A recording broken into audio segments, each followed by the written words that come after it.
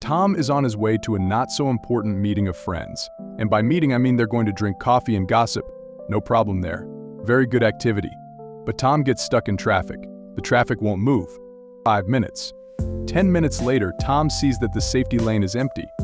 A voice inside him says how stupid these people are. Why don't I use the safety lane?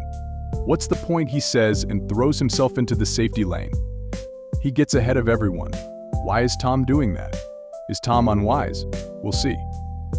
But now let's look at John. John has an argument with a friend from the soccer team during training. He feels like hitting him. He would be so relieved if he did that at that moment. But John has dreams. He knows that if he does that, he will be kicked off the team and his soccer life could be over. He controls John's anger.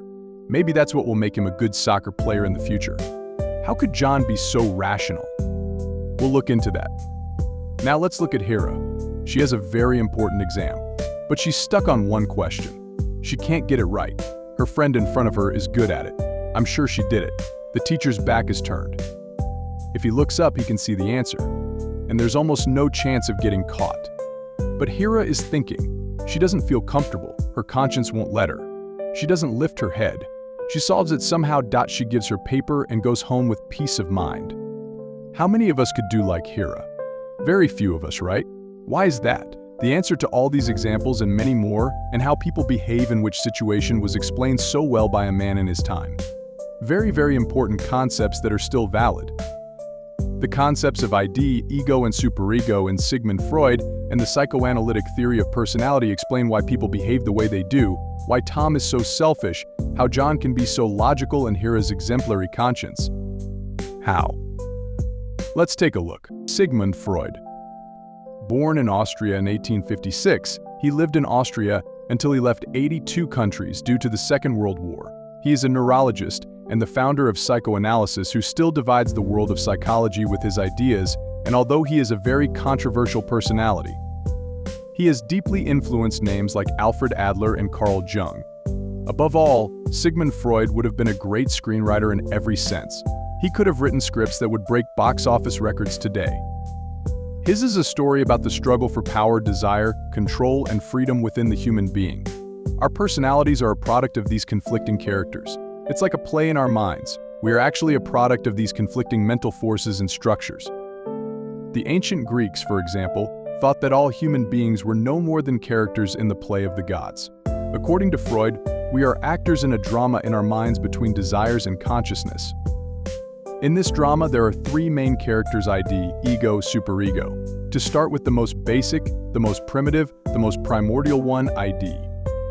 Think about this. All of us have been influenced by an impulse, a desire, a wish that needs to be satisfied at that moment. That car that we really like, that house or that person we are attracted to. We want it to be ours at that moment, at that very moment, right? According to Freud, these irrepressible desires come from the part of our personality called ID, which is deeply embedded in our minds. Working instinctively and unconsciously, this mechanism triggers us to satisfy all our needs and desires without delay, independent of social prohibitions, moral norms, real life, logical thinking, without thinking about anything. One of the most primitive building blocks that everyone carries inside without exception. Think about yourself, about those around you. The calmest, most rational, most grounded person, even people you would never think of, yes, have this volcano of desire inside them. You know how cartoons depict angels and devils on the shoulders of characters? ID is that devil. Or that child who throws himself on the floor in shopping malls because he doesn't get the toy he wants. At that moment, you see an individual under the influence of ID. Don't condemn it too much. According to Freud, what triggers these desires is a phenomenon he calls libido. He defines libido as the collective energy of all instincts and the survival instinct, and we are all born with this ID when we are born. It is embedded in our codes.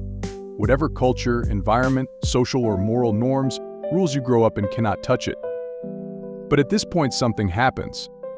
I mean, of course, everybody wants to get everything they want, when they want, where they want. That would be perfect. But is it possible? It is not. Who is to blame?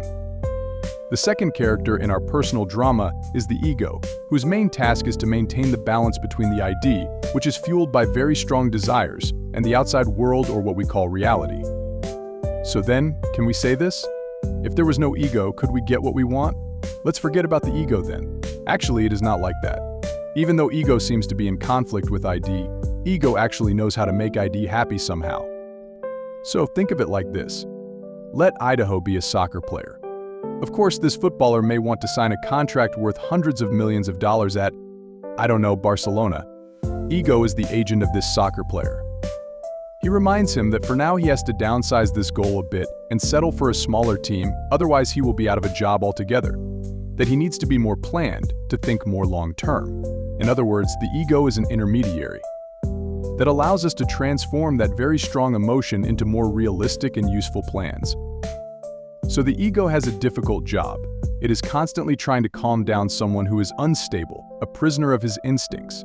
As if that were not enough, there is also a troublemaker, a controlling force that is constantly watching him, making sure he is doing his job right.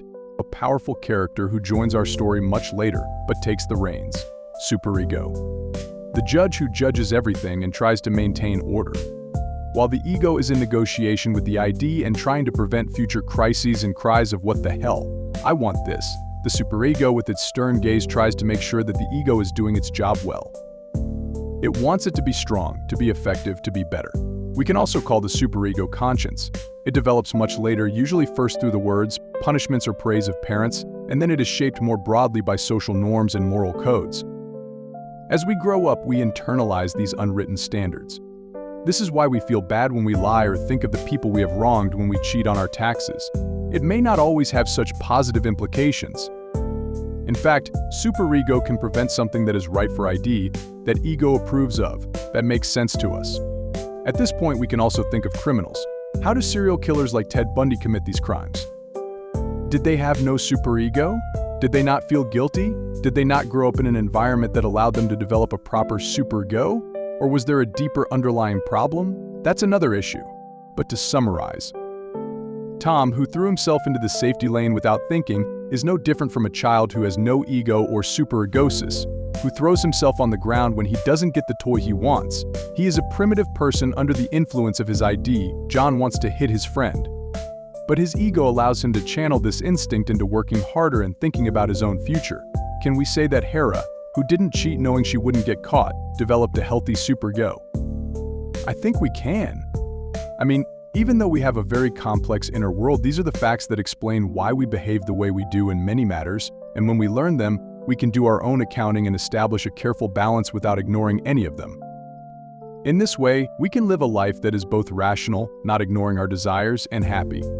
I know you have stories similar to these examples, and don't forget to share them and your ideas, and as always, until we meet again, I'm glad to have you.